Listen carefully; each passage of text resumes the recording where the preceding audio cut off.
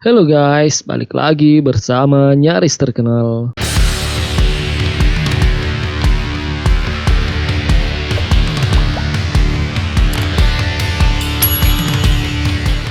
Pemerintah Indonesia memiliki harapan besar bahwa produsen senjata lokal dapat meningkatkan kapasitas produksinya untuk memfasilitasi upayanya melakukan modernisasi sistem pertahanan senjata utama Indonesia di tengah rencana yang tertunda untuk memperoleh senjata buatan asing sebagai akibat dari wabah COVID-19.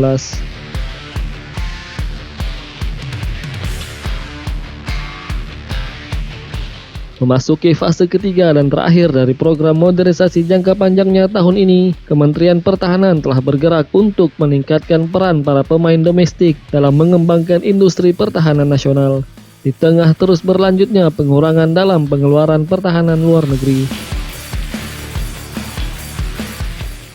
Wakil Menteri Pertahanan Wahyu Sakti Trenggono mengatakan, pengadaan untuk sistem pertahanan senjata kami akan fokus pada pengembangan industri lokal melalui transfer teknologi dengan produsen utama. Dalam presentasi kepada Komisi Pertahanan Dewan Perwakilan Rakyat tahun lalu, Kementerian Pertahanan mengumumkan rencana investasi multi-miliar dolar dalam aset termasuk pesawat tempur dan pesawat angkut, tank, sistem pertahanan udara, dan kapal kombatan permukaan untuk mendukung fase terakhir program Minimum Essential Force TNI. Wahyu mengatakan PT PAL Indonesia akan mengembangkan kapal angkatan laut, sementara PT Dirgantara Indonesia membuat pesawat baling-baling dan helikopter, serta PT Pindad memproduksi kendaraan tempur darat.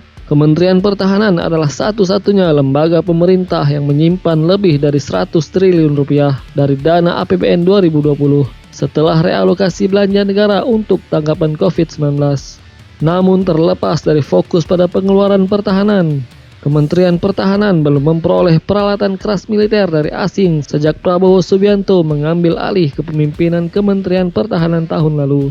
Menteri Pertahanan Prabowo telah melakukan perjalanan yang luas ke luar negeri tidak lama setelah mengambil alih jabatannya pada awal masa jabatan kedua Jokowi, kemungkinan untuk mensurvei pasar global untuk senjata.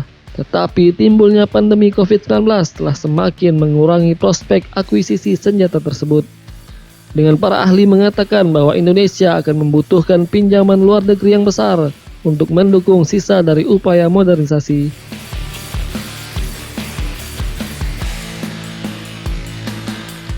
PT Dirgantara Indonesia yang mengkhususkan diri dalam pembuatan pesawat terbang sedang dalam proses mengembangkan rudal untuk melengkapi peluncur folding fin aerial roket 70 mm yang telah dipasang pada jet F-16 TNI Angkatan Udara. Perusahaan ini juga mengembangkan wahana udara tak berawak atau UAV, yaitu Medium Altitude Long Endurance, yang dijuluki Elang Hitam, melalui konsorsium lain yang melibatkan Kementerian Pertahanan dan Badan Pengkajian dan Penerapan Teknologi. Sementara itu, PT Pindad akan melakukan modernisasi lini produksinya untuk meningkatkan kapasitas pembuatan amunisi menjadi 1 miliar putaran per tahun, naik dari 250 juta putaran saat ini per tahun. Secara nominal, Indonesia menghabiskan 7,66 miliar US dollar untuk pengeluaran militer tahun lalu. Menurut data yang dikumpulkan oleh Stockholm International Peace Research Institute, menjadikan Indonesia pembelanja militer terbesar kedua di Asia Tenggara.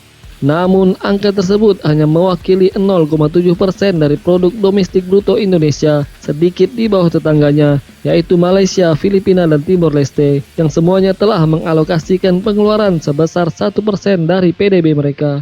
Para ahli mengatakan bahwa negara itu kemungkinan akan berusaha untuk membiayai akuisisinya melalui pendekatan barter, menukar senjata dengan komoditas seperti minyak kelapa sawit atau kopi, seperti yang telah dilakukan dalam fase sebelumnya dari program modernisasi. Tetapi wabah virus saat ini sangat membebani pilihan yang tersedia.